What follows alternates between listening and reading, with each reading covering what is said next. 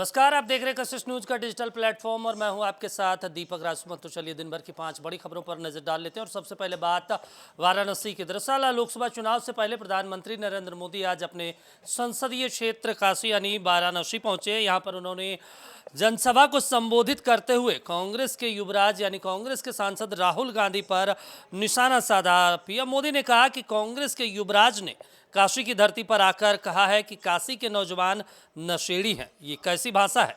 मोदी को गाली देते देते इन्होंने 2 दशक बिता दिए। अब ये काशी के नौजवानों पर ही अपना गुस्सा निकाल रहे हैं। वहीं उन्होंने कहा कि कांग्रेस पूरी तरीके से हताश है। दरअसल कांग्रेस की भारत जोड़ो न्याय यात्रा के चंदौली, वाराणसी और अमेठी होते हुए रायबरेली पहुंचने पर राहुल गांधी ने एक बड़ा बयान दिया था। उन्होंने कहा था कि मैं वाराणसी गया था, मैंने वहां देखा सड़क पर हजारों युवा शराब पीकर सड़क पर लेटे हुए हैं। जेडीयू के नेता नरेंद्र नारायण यादव निर्विरोध विधानसभा के उपाध्यक्ष चुन लिए गए हैं। आपको बता दें, उन्होंने सदन में इसके लिए मुख्यमंत्री नीतीश कुमार के प्रति आभार व्यक्त करते हुए कहा कि उनके नेतृत्व और मार्गदर्शन में आज यहां तक पहुंचे हैं। उन्होंने एक पंक्ति सुनाते हुए कहा कि पंच न किसी का दोस्त होता है और न ही दुश्मन होता है। पंच के मुंह से जो बाणी निकलती है वो खुदा के मुंह से बाणी निकलती है। मैं शासन पर रहकर पक्ष और विपक्ष की बातों को सुनकर दोनों के साथ लेकर सदन की कार्यवाही को बढ़ाने का काम करूंगा। वहीं उन्होंने सदन के सदस्यों से आग्रह करते हुए कहा कि सार्थक बहस हो, जनता की समस्या उठे, सरकार उसका निराकरण करे, यही उनकी इच्छा है।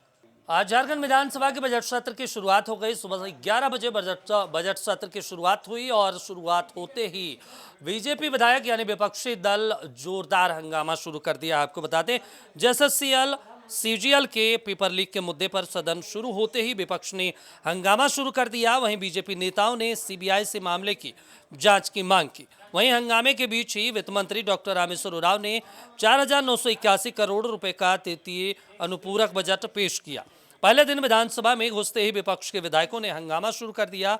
वो वेल में पहुंच गए। हालांकि शोक प्रस्ताव के लिए सभी विधायक शांत हो गए।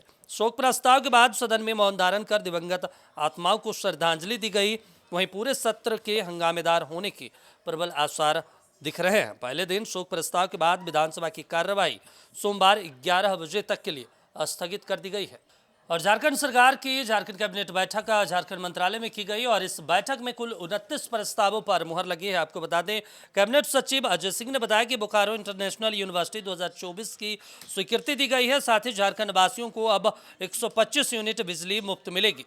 इसके अलावा गिरिडीह बगोदर में सरिया अनुमंडल के 3 जज की स्वीकृति दी गई है। इसके अलावा झारखंड बिल्डिंग बायोलॉजी 2016 को स्वीकृति प्रदान किया गया। इसके साथ ही झारखंड बजट सत्र 2024 को स्वीकृति दी गई है। देवघर पुलिस लाइन में 50 बैरक के लिए 42 करोड़ 19 लाख रुपए की अनुमति दी गई है। इसके अलावा पश्चिमी सिंहभूम के 4 किलोमीटर सड़क निर्माण के लिए पथ निर्माण विभाग की 48 करोड़ के प्रस्ताव को मंजूरी दी गई है। इसके अलावा 42,600 सैया के टैब के लिए 114 करोड़ 25 लाख रुपए की झारखंड कैबिनेट में स्वीकृति दी गई है।